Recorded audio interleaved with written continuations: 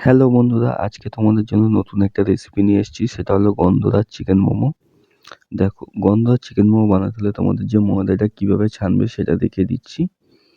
দেখো, তোমরা প্রথমে একটু ফুড কালার গুলিয়ে রাখবে জলের মধ্যে। জলের মধ্যে ফুড কালারটা দিয়ে এবার ময়দা হালকা হালকা দিয়ে ময়দাটা ভালো করে ছেনে নেবে। দেখো, আমি ছেনে নিচ্ছি। দেখো, আমার ময়দা এরকম হয়ে গেছে, সবুজ রঙের। এরপরে আমি পেঁয়াজ নেব। পেঁয়াজ নিয়ে যে পেঁয়াজে তোমরা কুচি কুচি করে রেখেছো সেই পেঁয়াজে হালকা নুন দিয়ে মাখিয়ে নেবে। মাখিয়ে নিয়ে 5 থেকে 10 মিনিট রেখে দেবে। রেখে দিলে দেখবে পেঁয়াজের রস কিছুটা ছেড়ে দিয়েছে। ওই রসগুলো ভালো করে তোমরা বার করে নেবে এরকম। বার করা হয়ে গেলে তারপর তোমরা চিকেনের কিমাটা দিয়ে দেবে। চিকেনের কিমাটা দিয়ে দেওয়ার পরে আমি একটু ধনেপাতা দিয়ে দেবো। ধনেপাতা দেওয়া হয়ে গেছে। এবার আমি কী কী মশলা ইউজ করছি সেটা তোমাদেরকে বলছি। মশলা বন্ধুরা, বেশি মোমোতে মশলা না দিলেই ভালো, হালকা হালকা দিলেই মোমোর টেস্ট চলে আসবে। দেখো, আমি একটু আজিনামোটো পেস্ট মানে গুঁড়ো করে রেখেছিলাম, সেটা দিয়ে দিলাম। এরপরে আমি একটু হালকা চিনি দিই মোমোতে। যেহেতু আমার মোমোটা একটু আলাদা টেস্ট করার জন্য আমি চিনি দিয়ে থাকি। তোমরা চিনি দেবে, দেখবে মোমোটা অনেক সুস্বাদু হয়ে গেছে, খেতে খুব ভালো লাগছে। এবারে আমার চিনি দেওয়া হয়ে গেলে আমি একটু ব্ল্যাক পেপার দিয়ে দিলাম, মানে গোলমরিচ। তারপরে বন্ধুরা, আমি এভারেস্ট কোম্পানির একটু চিকেন মশলা আর এভারেস্ট কোম্পানির একটু মিট মশলা ইউজ করি। তোমরা দিয়ে দেবে হালকা হালকা। দেওয়া হয়ে গেলে দেখো, দুটো মশলাই আমি দিয়ে দিয়েছি। দেওয়া হয়ে গেলে এবারে আমি এগুলোকে ভালো করে মিক্স করব। দেখো, মিক্স বলতে যে তুমি মশলা দিয়েছো বা চিকেনগুলো দিয়েছো সেগুলো পেঁয়াজের সাথে যেন ভালো করে মিক্স হয়, এটা ভালো করে মাখিয়ে নেবে। তাহলে যেরকম তোমরা ভালো করে মাখাবে সেই অনুযায়ী টেস্টটা বাড়বে।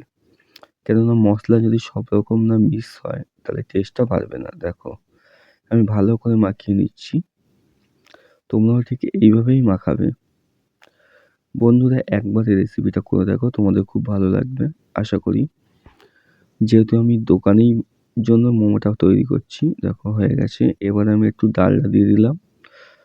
ডালডাটা দেওয়ার জন্য বন্ধুরা একটু গরম করে দিয়ে দেবে। আমার একটু ঠান্ডা হয়ে গেছে তাই আমি মাখিয়ে দিচ্ছি।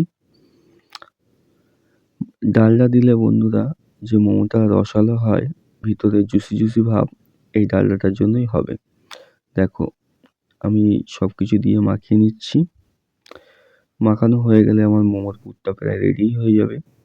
দেখো, এবারে বন্ধুরা যে গন্ধরাজের মেন যে লেবুটা, গন্ধরাজ লেবু কীভাবে দেবে দেখো, এরকম একটা সবুজ লেবু নেবে। তার ওপরের যে ভাব, মানে সবুজ ভাবটা, ওইটাই দেবে। তোমরা ভিতরের যে খোসাটা, সাদা খোসা, ওইটা যেন না হয়, তাহলে তোমাদের মোমোটা তেতো হয়ে যাবে, খেতে ভালো লাগবে না। আশা করি তোমরা বুঝতে পেরেছো। দেখো, আমি হালকা হালকা করে যে সবুজ পাতাটা, মানে সবুজ গায়ের রঙটা, ওটাই খালি দেবো, সাদা ভিতরে যাবে না। হালকা হালকা দিয়ে দিলাম। এইভাবে তোমরা লেবুর খোসাটা ভালো করে ঘষে নেবে হালকা হালকা হাতে। দেখো, আমি ঘষে নিয়েছি, প্রায় আমার হয়েই এসছে। পুরো লেবুটাই আমি হালকা হালকা ঘষে নিলাম। তোমরা খালি সবুজ ভাবটাই ঘষবে, আবারও বলছি, নাহলে তোমাদের মোমো তেতো হয়ে যাবে, গন্ধরাজ মোমো ভালো লাগবে না। দেখো, আমার ঘষা প্রায় কমপ্লিট। এরপরে বন্ধুরা, তোমরা যে লেবুটা, ওই লেবুটার একটু রস হালকা দিয়ে দেবে। রসটা দিলে তাহলে তোমাদের গন্ধরাজ লেবু সেন্টটা পুরোপুরি চলে আসবে মোমোর মধ্যে। দেখো, এবার এগুলোকে আর একটু মিক্স করে নেবো। দেখো, এরপরে তোমরা ভালো করে মোমোটাকে মিক্স করবে। রস দেওয়া হয়ে গেছে। এবার এগুলোকে আমি ভালো করে মাখিয়ে নেব, যাতে গন্ধরাজ লেবুর সেন্টটা পুরো মশলার মধ্যে চলে আসে। আর যে পাতা রঙের খোসাটা আমি ঘষেছিলাম সেটা যেন চারিদিকে চলে যায়। যখন আমি অল্প অল্প করে পুর দিয়ে মোমো বানাবো, যেন সবটাই গন্ধরাজের সেন্ট চলে যায়। এই জন্য আমি ভালো করে মাখিয়ে নিচ্ছি।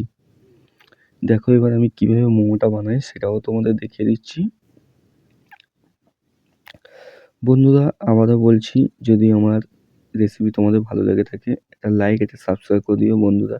একটা ভিডিও বানাতে অনেক কঠিন লাগে। দেখতে মনে হচ্ছে সহজ কিন্তু সহজ না। এগুলোকে বানানো শিখতে অনেক লাগে।